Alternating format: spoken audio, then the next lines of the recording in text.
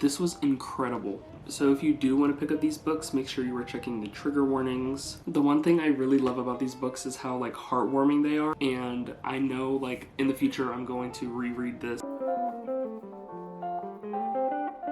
Hey guys, welcome back to my channel. So I know everything looks different. We have a whole new intro, a new banner, and I'm really trying to take my channel to another level. Recently I've been feeling very inspired. I've been watching a lot of BookTube and like a bunch of book reviews and stuff like that, and I've been getting really into reading, and I am going to be making this shift on this YouTube channel. I am gonna shift my content to more book content, reading vlogs, like book hauls and stuff like that. I never want to do anything on this channel that I don't feel happy doing, and books and reading is like making me like very happy right now, and I just want to share that with everybody. Also, right now I am like a little bit sick, so that's why my voice sounds different. So with making the switch to a more BookTube channel, I really wanted to read the Heartstopper graphic novel series. Recently, the TV show adaptation of Heartstopper came out on Netflix. I really love the show.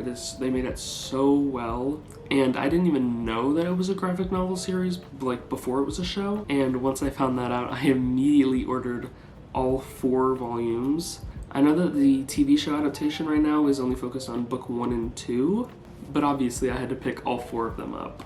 So basically this is just going to be a like Heartstopper review of the books, and I will say I have already read the first one, and it was so good, but I am going to reread it in order with the rest of them so I get the full storyline. So that is what today's video is going to consist of. So obviously I'm going to go in order from book 1 to 4, and I will come back after each book and give a little review, a synopsis on what has happened and how I feel about what's going on in the book. So yeah, let's get reading.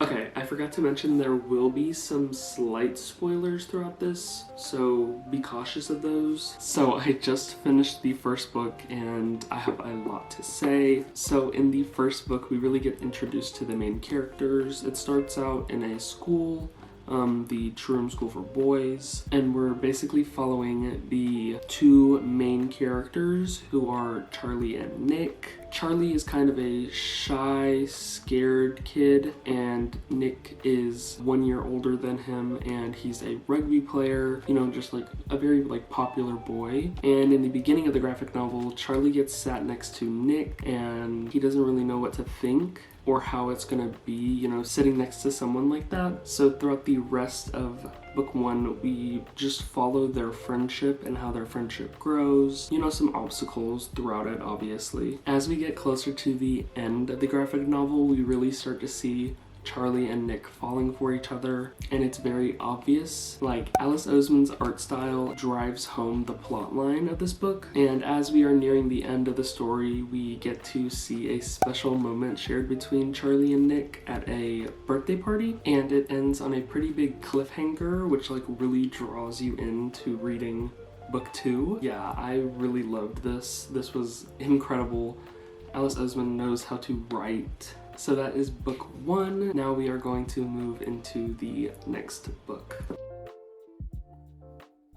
Okay everyone, so it is a new day. I read a lot of the second book yesterday, and I finished it this morning, and I have a lot to say about this book. So it starts off with Nick going over to Charlie's house because they have to talk about the kiss from the night before, and throughout the entirety of this book we really figure out Nick's sexuality, and he pretty much goes through exploring like what he personally identifies as, and he ends up coming to terms that he is bisexual. And I don't want to give like too many spoilers or like away, because obviously I want everybody to read these books. And inside this book we get to see more inside the world of Charlie's friends, so Tao, Elle, and then also some of Elle's friends from Higgs, Tara and Darcy. And Charlie's birthday comes up in this book, and we see Nick finally meet his group of friends when they go bowling. As we near the end of the graphic novel, we see Nick tell Charlie that he is bisexual and that is what he identifies as.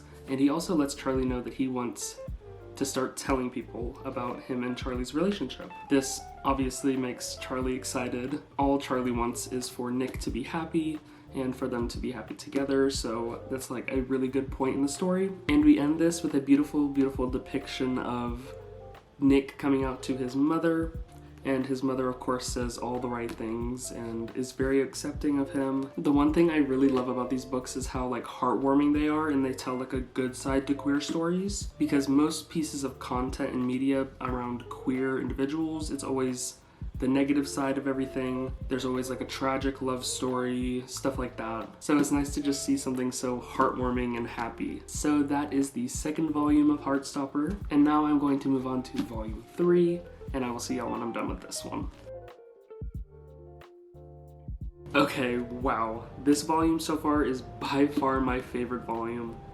This was insane. So in volume 3, we explore Nick and Charlie finally telling people about their relationship and really coming out to everybody, and that is like sort of the whole plot line of this book, as well as the year 10 and 11 Paris trip. I don't know why, but seeing Nick, Charlie, and their whole friend group in a new like scenery in Paris is like so cool to see. We get to follow them around Paris as they explore different places such as the Louvre, the Eiffel Tower, different museums and stuff like that. And we also do deep dive into a few darker topics in this book. So if you do want to pick up these books, make sure you are checking the trigger warnings. In this book specifically, they do talk about self-harm and eating disorders with Charlie, and we just get to see like even further into Nick and Charlie's relationship and how much they really care for each other and how much they try to be open with each other, and there are some big moments with that. And we also start to see a conflict arise with Charlie wanting to say I love you to Nick because he's not said I love you yet. There's multiple points in this book where he's really wanting to say I love you, and he has the perfect opportunity to do so, but he actually does not say it in this book. So I really cannot wait to get into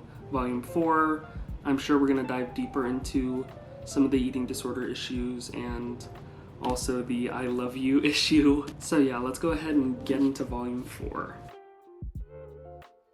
Oh my God. This book, I don't know how it topped volume 3, but this was incredible. So I just finished obviously. Alice Oseman deserves hundreds of awards for literally just this series alone. So in volume 4, we began the book with the I love you issue, and you know, Charlie finally saying I love you to Nick and him saying it back and all of that. We got into that in the beginning, and then after that conflict subsided, we moved more into the heavy eating disorder issues that are going on with Charlie. And the way Alice Oseman explains the eating disorder in this, and the way that Nick really tries to help Charlie, and Nick has to go to his mother and tell her like he thinks it's a really big issue and he doesn't know how to help Charlie. And then Nick's mom has this like very long monologue, and it is so beautiful and like heartwarming to hear, because she basically lets Nick know that he can't be everything for Charlie, and Charlie's gonna, you know, have to get the help he needs. And that little monologue was like a piece of this book that like stood out to me the most. It was so beautifully written, and again, Nick's mom just knows how to say the right things. And then we move on to Charlie actually getting help with his eating disorder and what that's like for him in Nick's perspective and in Charlie's perspective. And once we get to the end of the book, we finally meet Nick's dad, and the Spring and Nelson family have a dinner. Charlie gets to meet Nick's dad, and well, the whole family gets to meet Nick's dad, and we finally see Nick come out to his father and tell his father that him and Charlie are together. And I don't think I talked about David in the last book, but we hate David. David is trash. He's a trash human being, deserves nothing but the worst, honestly. And of course, David has to push Nick to a level where he has to, you know, come out to his father, and David is just a horrible, horrible person. And Nick really stands up to him and to his father. His father is very accepting of him, so that's good. And then in the last scene, we see Nick and Charlie going off together in the car, and they listen to I Want to Be With You by Chloe Moriando, and I literally love that song so much, so to see that pop up in this book was so freaking adorable. This book was incredible, honestly. This is for sure my favorite volume now. Alice Oseman just keeps creating even better volumes of this story, and I cannot wait for Volume 5 to come out later this year, and you best believe I will be making a video on Volume 5 because I'm so ready to see what really happens and what takes a turn in this storyline. I'm pretty sure Volume 5 is going to be the last volume of this series, so that is so sad because this series is so good. I really love this so much. But yes, that was Volume 4 to the outro. Wow, honestly. Okay, I knew I was gonna love this series, but I was not expecting this. I have like such a deep, heart-rooted passion for this story now, and I would recommend literally everybody to pick up all 4 volumes right now and read all of them. You can literally read this in a day, and I know like in the future I'm going to reread this. These are definitely going to be stories I read when I need to be uplifted. The first 2 volumes are very, very heartwarming and happy, and then once we get to the last 2, they, you know, dive into some deeper topics.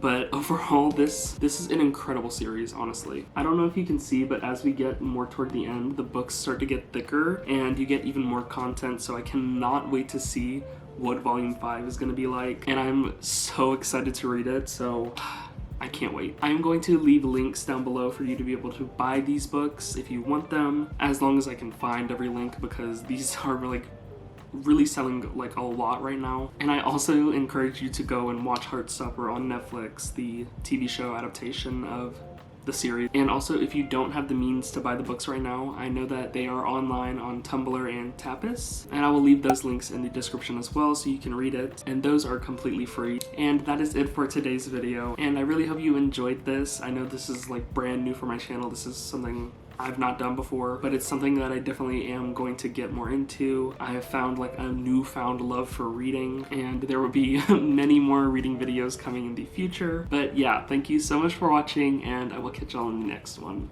Bye guys.